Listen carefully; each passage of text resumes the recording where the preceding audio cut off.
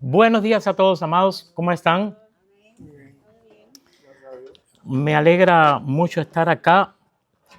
Me alegra mucho que podamos abrir nuestras Biblias el día de hoy y escudriñar ciertas enseñanzas que Dios quiere que sepamos. Pero ante todo vamos a orar y vamos a poner este tiempo delante del Señor. ¿Quieres orar, hermano Leo? Por favor. Padre eterno que estás en los cielos, santificado sea tu nombre, Jehová de los ejércitos, tuya es la gloria, la honra y el poder de los siglos y de los siglos, Señor. Gracias por este día de vida, gracias por tu misericordia y tu amor y por haber puesto en nuestros corazones el deseo de estar aquí en tu casa de oración para venir a adorar tu nombre y también para escudriñar y poder entender aún más los misterios, Señor mío, y la voluntad de tu palabra, Señor. Ayúdanos, Señor, a acomodar lo espiritual a lo espiritual Amén. Y lo humano al humano, Señor. Dale sabiduría del Espíritu Santo a este siervo, Señor, que nos trae hoy este estudio y permite asimismo que nuestras mentes, nuestros corazones y sobre todo nuestra alma pueda llegar al entendimiento de tu voluntad. Sé con los que están presentes y también sé con los que están en camino, Señor. En el nombre de Cristo Jesús. Amén. Amén. Amados, vamos a abrir nuestras Biblias en Génesis 2, versículo 8 y 9. Estamos hablando de Abraham. La semana pasada, el domingo, hablamos acerca de la fe de Abraham y vimos algunos conceptos que nos permitieron trazar una ruta acerca de la fe, porque a veces tenemos conceptos que están, creo yo, fragmentados, y vimos algo a la cual yo le llamé la anatomía de la fe, que comienza, creo yo, porque no voy a hacer tampoco de esto una teología y el que no piense igual que yo está errado, sino que tomando muchos versículos, sobre todo en el Nuevo Testamento, que hablan de la fe, y yo tomo ciertos versículos y le doy un orden que me parece a mí lógico, entonces esto es lo que yo definí como la anatomía de la fe. Primeramente, que yo tengo que saber, y esto me hace poner en mi lugar Romanos 3, cuando dice que no hay justo ni aun uno, que todos estamos destituidos de la gracia de Dios, pero Dios es un Dios que está esperando y Él quiere que quien se acerque a Él crea primeramente que es verdad que hay un Dios. Entonces, cuando yo me acerco a Él creyendo que es cierto, y cuando yo leo su palabra y leo que la palabra de Dios dice que la fe, que esa fe de la cual estamos hablando, viene por el oír y oír la palabra, y como dije la semana pasada, ahí se produce una relación, como dicen, yo había dicho en la clase pasada, como dicen los matemáticos, directamente proporcional, pero podemos decir, como dicen los botánicos, simbiótica. Quiere decir que una cosa ayuda a la otra. Si yo tengo fe y me acerco al Señor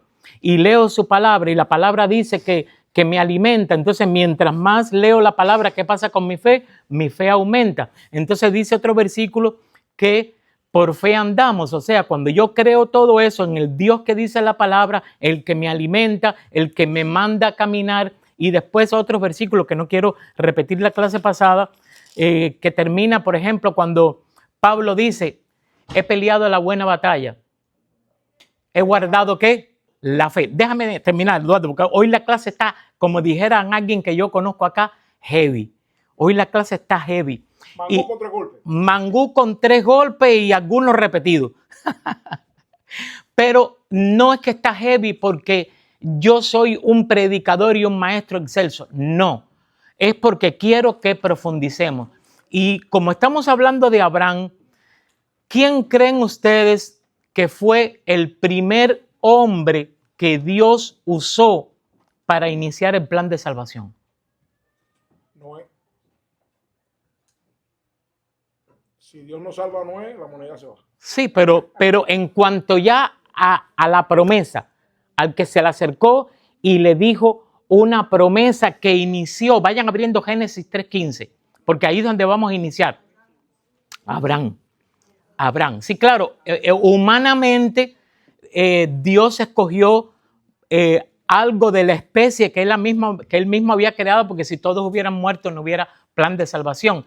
Pero espiritualmente tuvo que escoger a un hombre que era especial, que Dios vio algo en él para que hoy nosotros pudiéramos estar hablando de esto acá. Vamos a abrir Génesis 3:15, porque miren, cada uno de ustedes, amados, tiene una profesión. Y si alguien le pregunta al pastor Oscar acerca de las máquinas de agua y él se pone a dar para atrás y para adelante, y el que está oyendo a Oscar se da cuenta que está inventando, que está improvisando, yo no tengo fe ninguna en las máquinas de agua que él vende, ni yo en el camión que manejo, ni Leonardo en la profesión secular que ofrece. Entonces la palabra de Dios dice que tenemos que estar, ¿qué dice? Preparados para ofrecer ¿qué? Palabrería. Defensa, pero con mansedumbre. Porque cuando nosotros nos metemos a defender a Jehová, a veces lo que queremos es ganar el argumento y no a la persona. Vamos a iniciar en Génesis 3:15. ¿Por qué he escogido Génesis 3:15? ¿Alguien sabe qué significa Génesis 3:15? ¿Qué implica, profesor? Génesis 3:15 es la primera profecía de la salvación, porque es donde Dios ya establece en ese punto el sacrificio de Jesucristo. Eduardo. No, quería decirte anteriormente que la fe es muy importante, es un factor muy sólido en cristiano, que una persona que tenga una relación muy compenetrada con Cristo, porque lo que más mata al mundo secular que no conoce a Jesucristo es la insolvencia del absolutismo, de la incertidumbre.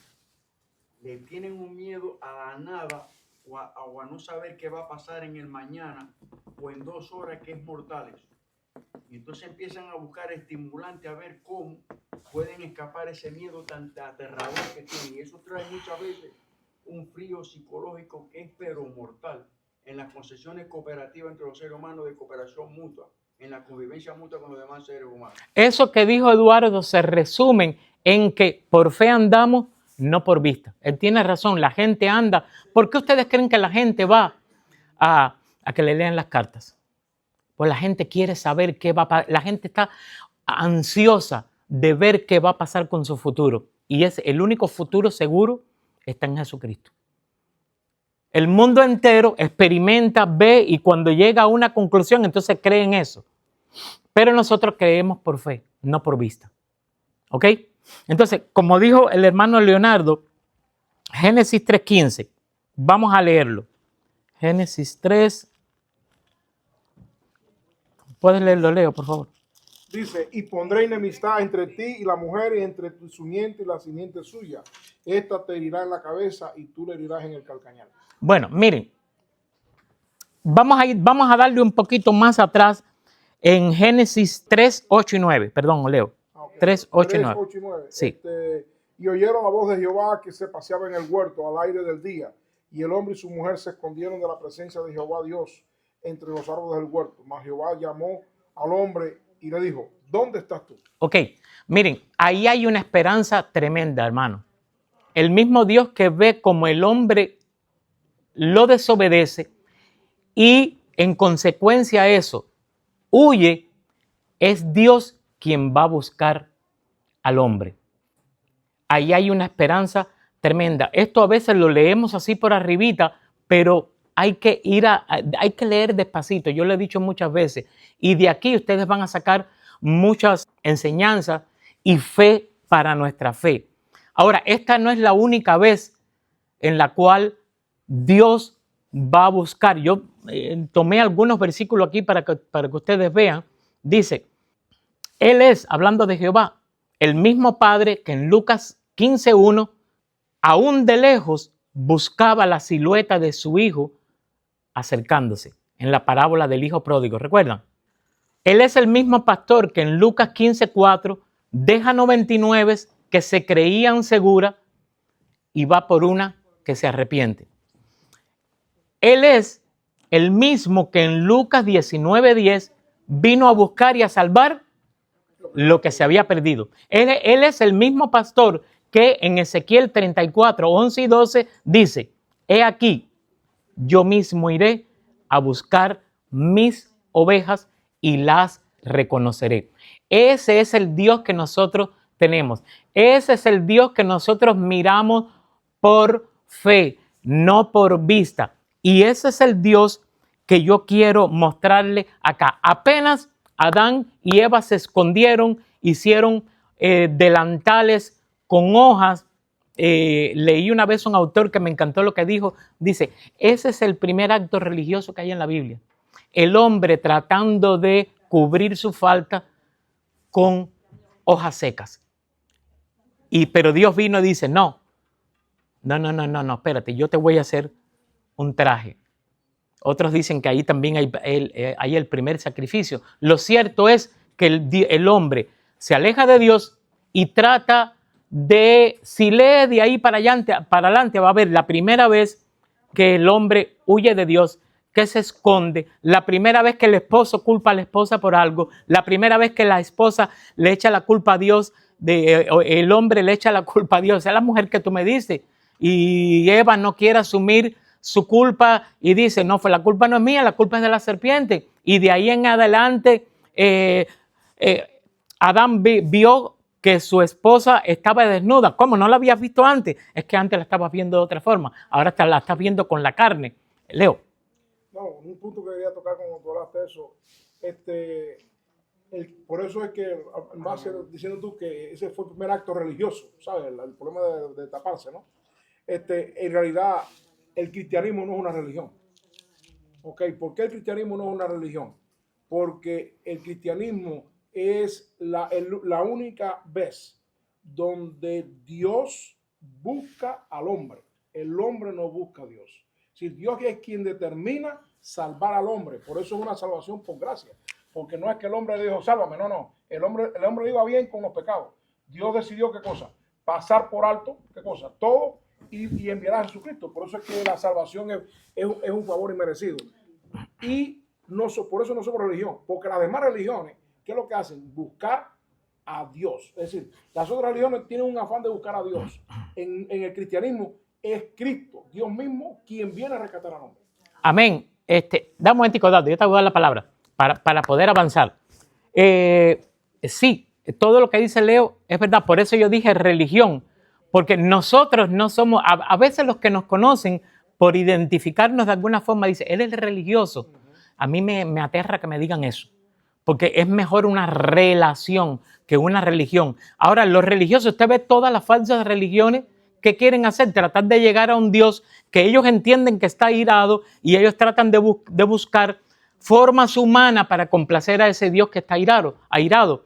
Y eso fue lo que hizo Adán, tratan de cubrir su desnudez, su culpa, porque hasta ahora no se había dado cuenta que estaba desnudo, pero al desobedecer. Aquí hay mucho que hablar, pero yo quiero ir avanzando, porque hoy día hablamos mucho de Israel, y yo les voy a preguntar, ¿Dios escogió a Israel o Dios hizo a Israel?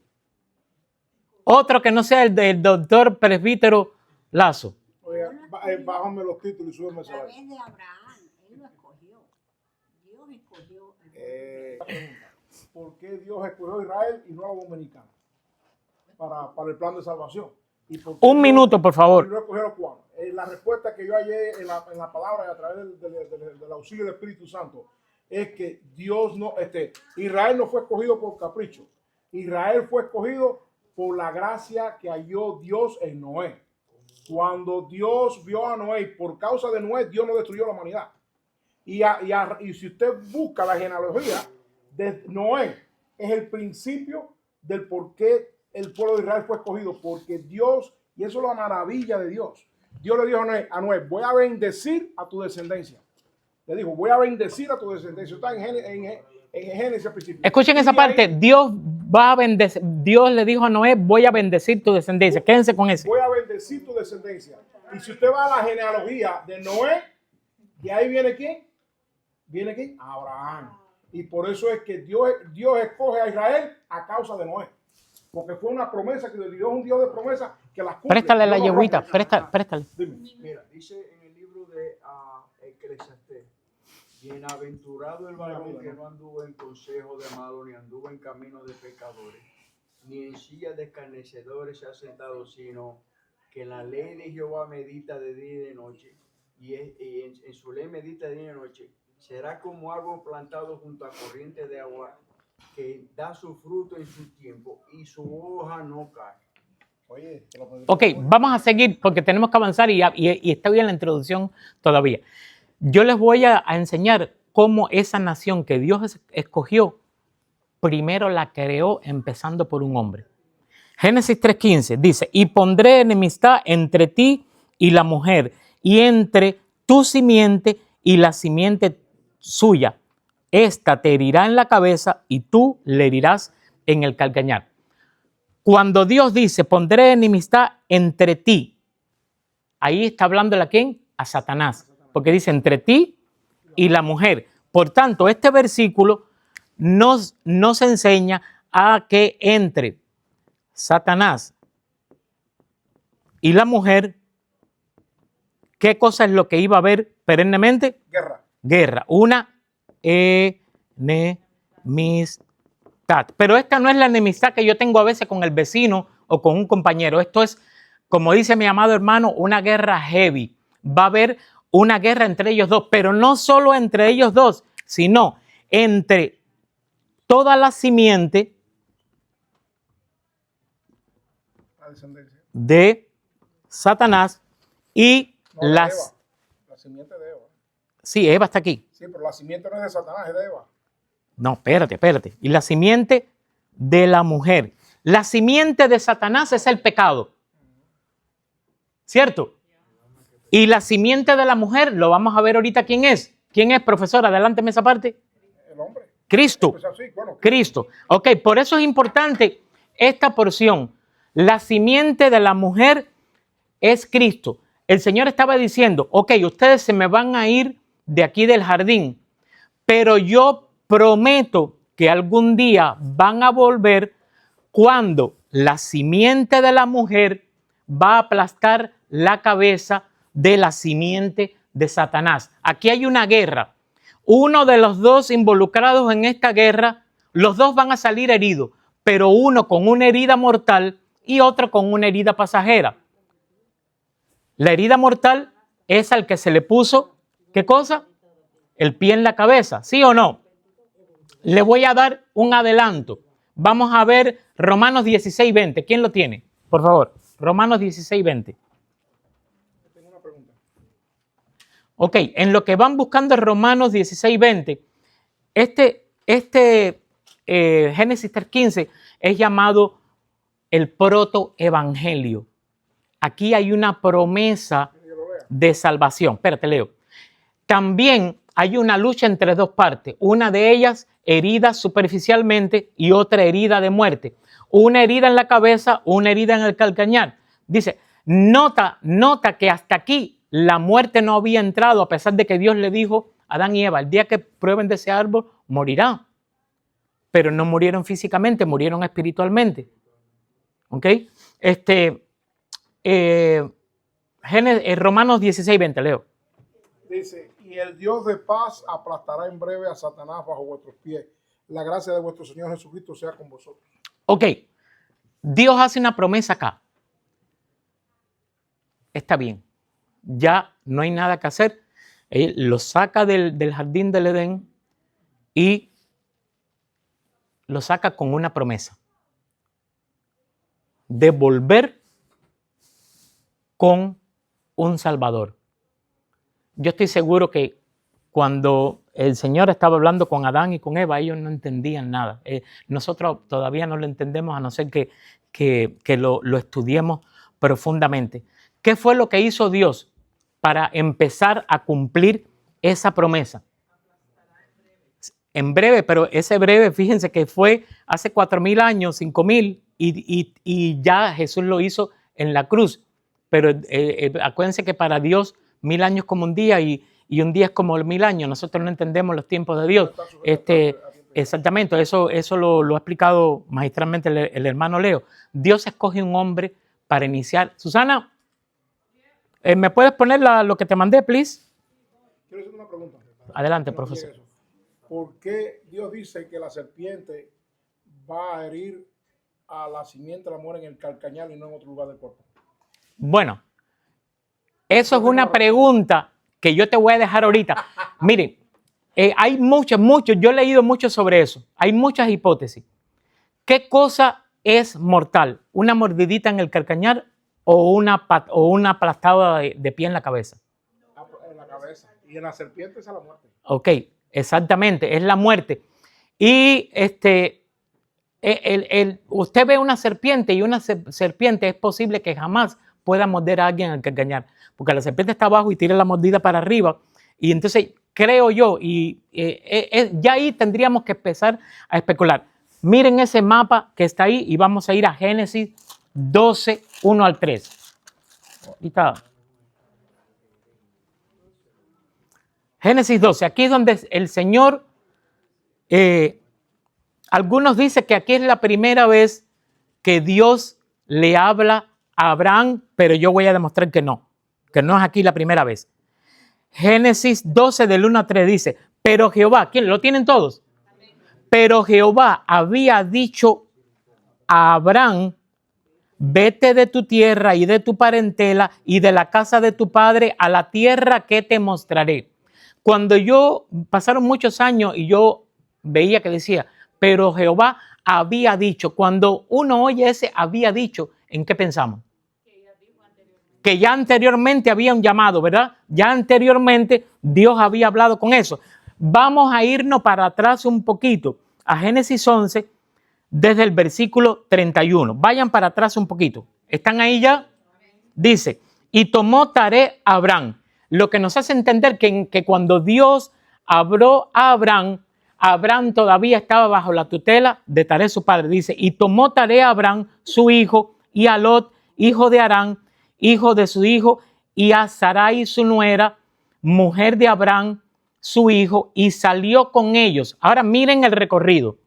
De Ur de los Caldeos para ir a la tierra de Canaán, y vinieron hasta Harán y se quedaron allá. Ahora mire ese recorrido. Miren el punto 1 que está abajo a la derecha. Ahí está Ur de los Caldeos. Alguna vez cuando estudiamos el Antiguo Testamento, vamos a ver que posiblemente la historia de los primeros 10 o 15 capítulos de Génesis pasaron ahí. A esa le llamaban la media luna fértil. Si usted va a Génesis, dice que del Edén salía un río con ¿cuántas cabezas? Con 4. Con 3 o 4. Parece que después del diluvio, eso fue lo que nos quedó. Solo queda el Éufrates y el Tigris. Ahora miren allá abajo en el 1, abajo a la derecha, de dónde salió Abraham. Él debería llegar a Canaán. No me voy a bajar. A Canaán. Pero no sabemos por qué se quedó en Harán. ¿Ven? Vamos a ir un momentito por favor, ya lo tengo por acá, denme un momentito. Hechos 7:2. Hechos 7:2. Profesor, léamelo usted. Dígame usted. Hechos 7:2. Dame un momentico, darlo. Hechos 7, 2 y 3. Miren lo que está hablando Esteban acá. Esteban nos aclara el panorama. Ok, ahí voy. Hechos 7. 2 y 3. 2 y 3. Ok. ¿Tu Biblia no tiene esa hoja? Sí. Dice, y él dijo, varones, hermanos y padres, oíd, el Dios de la gloria apareció a nuestro padre Abraham, estando en Mesopotamia, antes que morase en Harán. Y le dijo, sal de tu tierra y de tu parentela y ven a la tierra que yo te mostraré. ¿Dónde estaba Abraham cuando Dios le habló? En Mesopotamia. En Mesopotamia, Hoy que Irak. es exactamente, es el Irak de hoy, que es abajo, Ur de los Caldeos. Y tenía que llegar a Canaán, pero no sabemos qué pasó, que no llegó ahí. Y dice que allí moraron 200 años.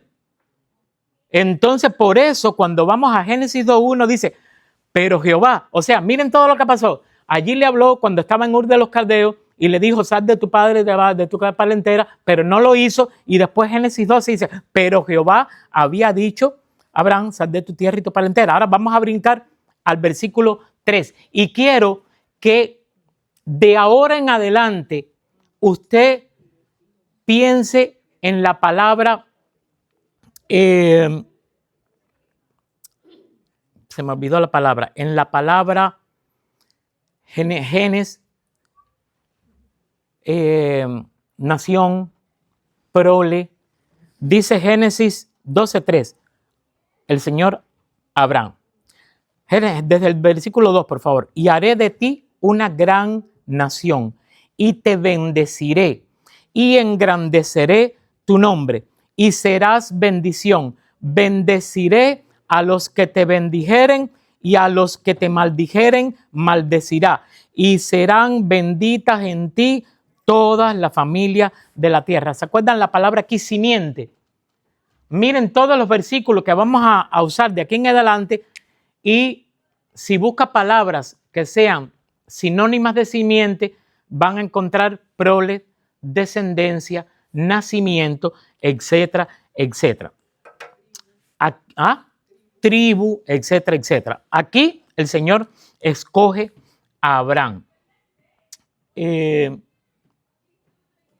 Ustedes saben que Abraham, ¿cuántos hijos tuvo? 3.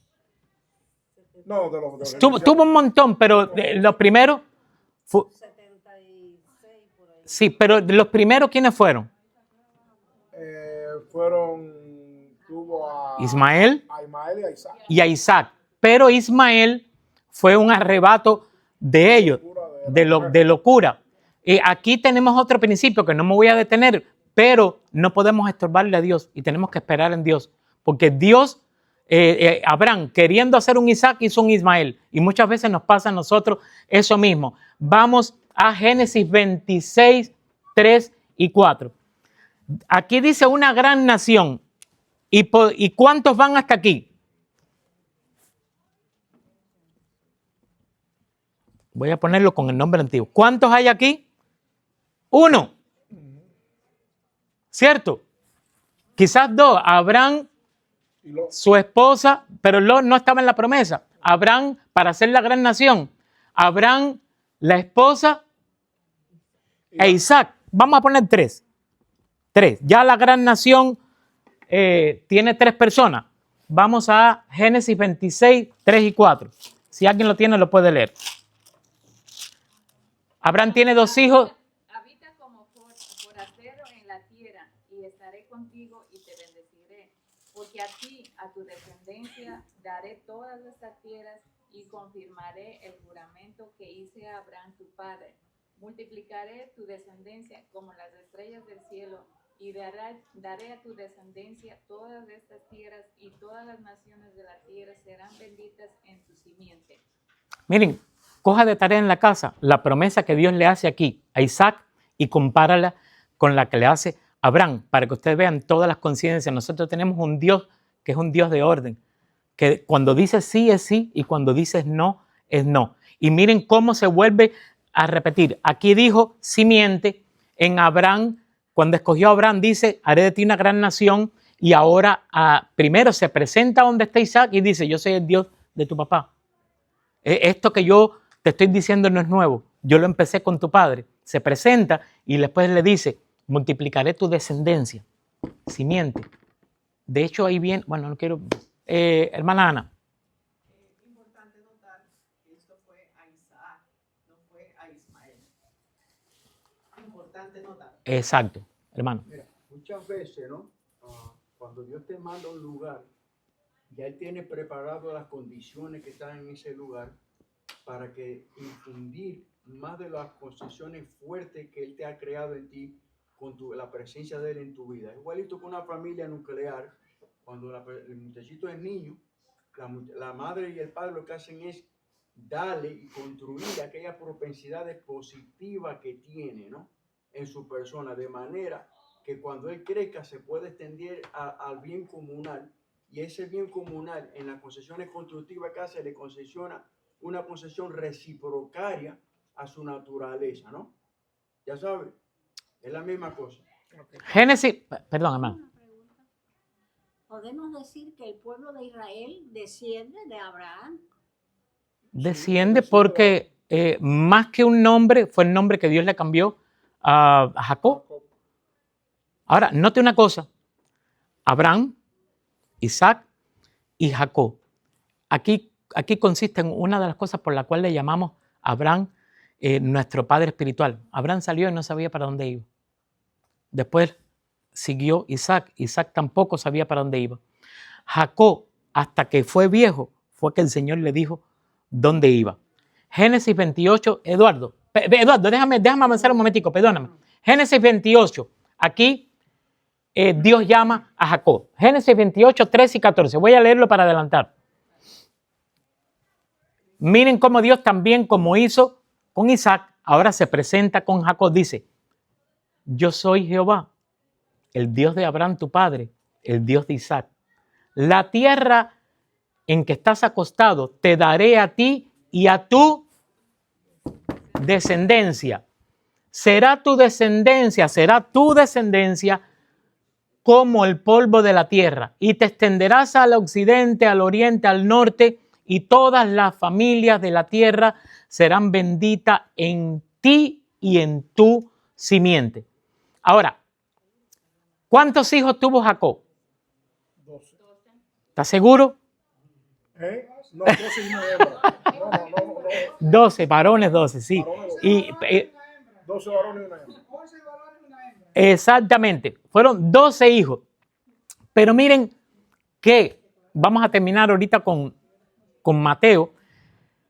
De esos 12 hijos, que fueron las 12 tribus de Israel, que no era todavía la nación, sino el nombre que Dios le había dado a Jacob, Dios escoge 2 personas. Una fue a José, para que fuera adelantando camino y llegara a Egipto para cuando hubiese aquel hambre, ¿se acuerdan? Esa historia tan bonita. Ellos pudieran ir allá, porque fue allá en Egipto donde Dios cogió esa nación y en 430 años la hizo grande. Vamos a Génesis 49, 10. Génesis 49, 10. Este capítulo 49 de Génesis es algo que yo lo leo y como dicen los gringos, no sé si estará haciendo la correcta aplicación, yo me pongo excited. Este capítulo a mí me emociona porque vemos la omnisciencia de Dios. Aquí, bueno, Dios llama personalmente a Abraham, después a Isaac y Jacob, pero aquí en Génesis 49, Dios utiliza a Jacob para dar una profecía. Jacob reúne a todos los hijos y hace como que una lectura de testamento y le dice algo a cada uno de ellos. Si ve el versículo 3 dice Rubén, ahí le está hablando de Rubén.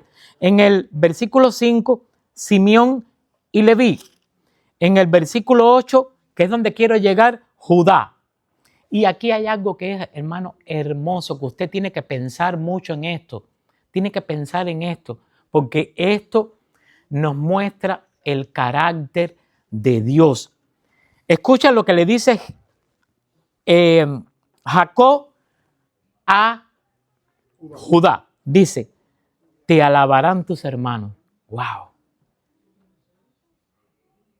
¿Se acuerdan que José tenía un sueño? Y en el sueño soñaba que los hermanos se postraban. Pero José no entendía, se estaban postrando ante lo que iba a venir. Dice, tu mano en la cerviz. Esta es la cerviz. Suave. Es para que te despiertes, mi hermano. Tu mano en la cerviz de tus enemigos. Dice, los hijos de tu padre se inclinarán hacia ti. Miren qué extraño. ¿Quién es el padre? El mismo que está hablando.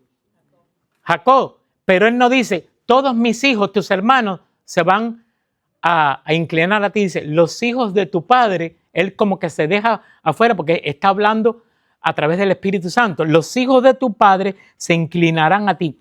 Y ahora aquí hace Dios una analogía que a mí hasta me da ganas de llorar, porque No llores, no llores. él compara, aquí es la primera vez que se hace una referencia en la cual podemos decir que quién es el león de la tribu de Judá. Jesucristo. Jesucristo.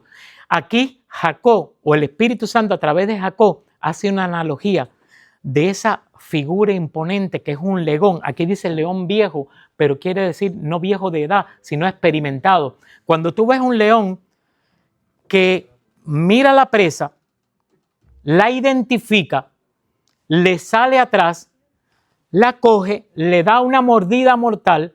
Ustedes ven ese león embarrado de sangre totalmente, pero victorioso, y vuelve y trae y come de la presa y después se echa, y usted ve un animal ahí que da miedo, ¿cierto? Eso es lo que quiere decir. Cachorro de león, Judá. De la presa subiste, o sea, viniste de una cacería, hijo mío. Se encorvó, se echó como león, así como león viejo, que quiere decir experimentado. ¿Quién lo despertará? ¿Quién se acerca a molestar a ese león? No hay nadie. No será quitado el cetro. No será quitado el cetro de Judá. Cetro habla de un símbolo de posición, de poder. Dice, ese símbolo no se va a quitar, no hay quien lo quite. Ni el legislador. ¿Quién es el legislador? Dios es el que legisla ese cetro que no iba a ser quitado en todas estas generaciones hasta que venga Silo, y a él se congregarán todos los pueblos. ¿Ha habido algún hombre que pueda congregar alrededor de él todos los pueblos? ¿De quién está hablando acá? Jesucristo. De Jesucristo. ¿Y saben lo que significa Silo? Ahí, lo tengo por acá. Unos dicen que Silo es a aquel que pertenece al cetro, y otros dicen que es el príncipe de paz. Pero es las dos cosas también. Príncipe de paz. ¿Se acuerdan la profecía de Isaías? Niño nos es nacido y será llamado Príncipe de paz. admirable consejero, etcétera, etcétera. ¿Y qué termina siendo? Príncipe de paz. Ahora, vamos a Génesis 43, 3 y 4. Acuérdense, ya posible, dejé de anotar eso, pero Abraham era 3, Isaac también tenía su esposa y su hijo, Jacob ya tenía 12, vaya contando ahí cuántos van, la nación grande. Príncipe de paz, porque Cristo, dice Colosenses, que con el derramamiento de su sangre reconcilió los cielos y la tierra. Y la tierra. Y por eso se sienta a la diestra del Padre y se le entrega todo poder. Estás aprendiendo. Estás aprendiendo. Esa paz no es no es ejercicio yoga, no es tomarme una pastillita. Esa paz que significa que la guerra que había entre Dios y el hombre ha sido reconciliada. Por eso es una paz que sobrepasa todo entendimiento. No es la paz que estamos acostumbrados, porque esa otra paz dice, mi paz os dejo, mi paz os doy. Yo no se las doy como se las da el mundo. Usted puede ir allá a aquel gimnasio, meterse en el jacuzzi. No hay un momento que usted pueda tener más paz que eso, pero cuando usted salga y llega a su casa y se encuentra los platos sucios, ahí va a perder la paz otra vez. Pero esta paz es otra paz que sobrepasa todo entendimiento. ¿De qué te ríes, Freddy? Ahora, Génesis 43, 3 y 4. La voy a leer. Aquí el Señor por fin le dice a Jacob cuál es el lugar donde esa nación grande se va a empezar a hacer. Dice, yo soy Dios de tu padre, no temas descender a Egipto, porque allí yo haré de ti una gran nación. ¿Vieron cómo Dios fue acomodando todo? Y en este momento dice, es allí. Abraham no sabía para dónde iba. Isaac tampoco. Jacob al principio no. Si vemos el contexto, vemos que ya Isaac está viejo, ya están las 12 tribus, ya hay un montón de gente, y hasta ese momento es que Dios le dice, allí es donde yo voy a ser. Vamos a Éxodo 12, 37. Vamos a ver cuando José identifica a sus hermanos. ¿Se acuerda la película? Una hermosa película que los hijos de los hermanos de José van a buscar grano a Egipto y allá se reconcilian y él le pregunta, mi padre sigue vivo, tranquilo, yo no me voy a vengar de ustedes, todo esto pasó porque Dios lo tenía planeado. Y él dice, vengan todos para acá. ¿Cuántos fue que entraron? Acuérdense, no perdamos la perspectiva de que Dios hizo a la nación de Israel desde la primera persona. Dice Éxodo 12:37, ¿algo lo tiene? Partieron los hijos de Israel de Ramasés a Sucot, como 600,000 hombres de a pie, sin contar los niños. Perdón. Vamos a Génesis 47:27, porque ahí estamos viendo cuántos salieron. Vamos a ver cuántos entraron. Aquí lo tengo y Ana me lo lees otra vez ahora. Voy a leerlo para hacer rápido, o que el que quiera leerlo. Génesis 47:27. ¿Lo tienes? ¿Ah? Tierra de Gosén y tomaron posesión de ella y se aumentaron y se multiplicaron en gran manera. 47:27. Dice todas las, yo no sé si 46:27. Perdón, 46:27.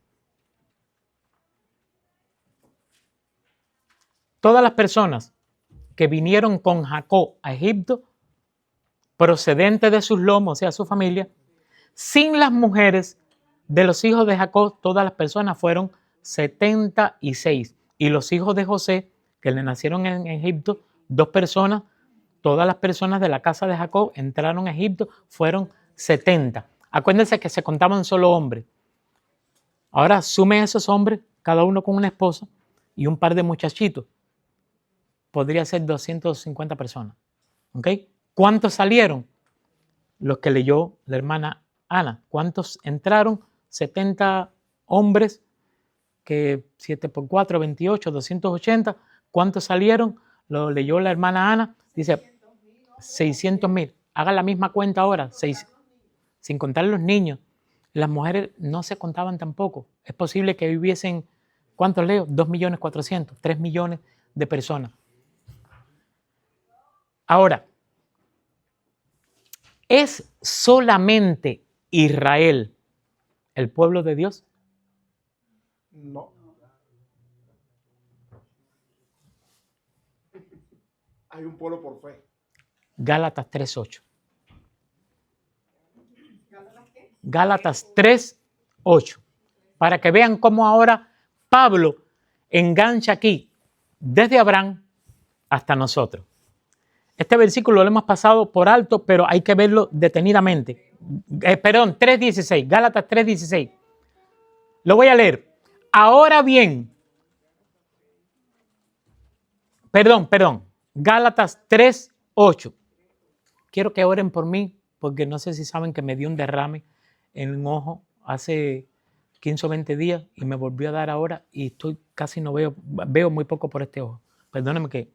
Gálatas 3:8 dice, y la Escritura, previendo que Dios había de justificar por la fe a los gentiles, dio de antemano la buena noticia a Abraham, diciendo, en ti serán benditas todas las naciones.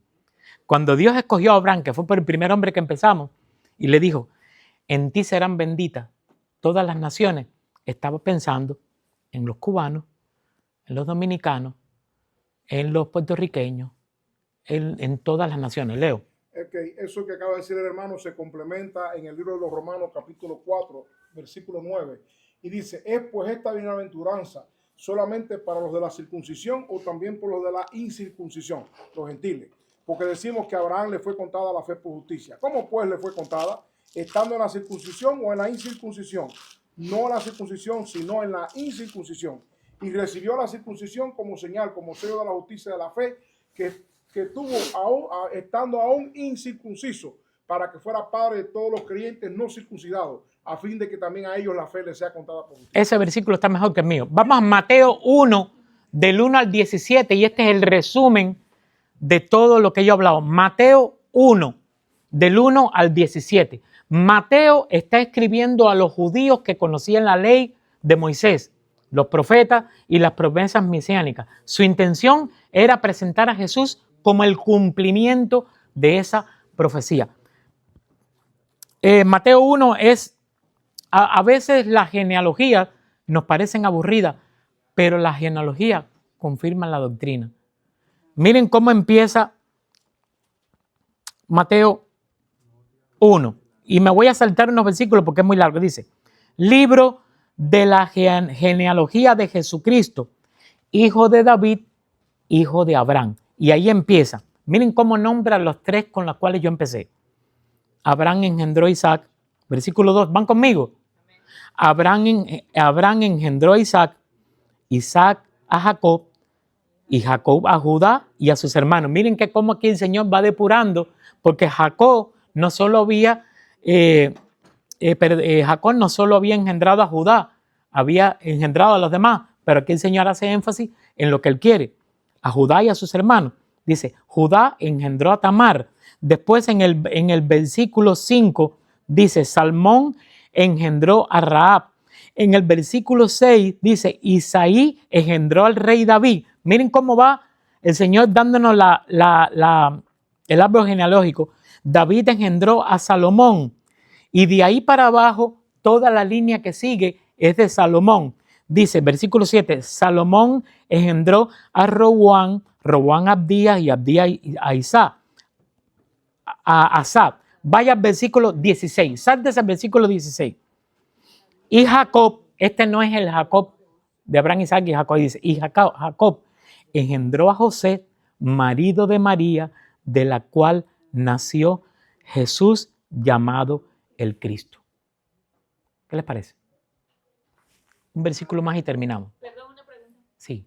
Cuando dice Jacob engendró a José, marido de María, el cual nació Jesús llamado Cristo, no está hablando del mismo Jacob que es el padre de las 12 tribus de Israel. No, Jacob engendró a José. El padre de José, el padre, este es otro Jacob. Ok, y vean que José y María, los dos son descendientes de la tribu de Judá y de Salomón. ¿Cómo Dios hizo esto? Miren, hermano, siempre pongo esto que es un poco cursi, pero no sé si ustedes vieron la película Terminator. Sí. ¿Cuál quiere, la 1, la 2 o la 3? Yo sé que tú las viste todas y estás esperando la 4. Terminator se trataba de que en el futuro iba a haber una rebelión y iba a haber un héroe de esa religión. Entonces el mal manda un soldado para ahora, antes que ocurra aquello, eliminar a quien iba a ser la mamá de quien iba a engendrar. Es muy parecido a todo esto. Sí, para cuente que yo vengo del mundo, hermano. Todavía yo no he llegado al equilibrio. Voy a cumplir 63 años y llevo apenas 18 en el Evangelio. Todavía mi carne ha estado más tiempo allá que aquí, pero me sostengo en mi Dios. En la película se ve cómo cae una masa movible y brillante, ¡pum! Y esa masa hace así y sube y se convierte en un hombre. Y ese hombre escucha hablar a 2 o 3 e inmediatamente aprende el idioma y le quita la ropa a aquel y al este y se involucra en la sociedad.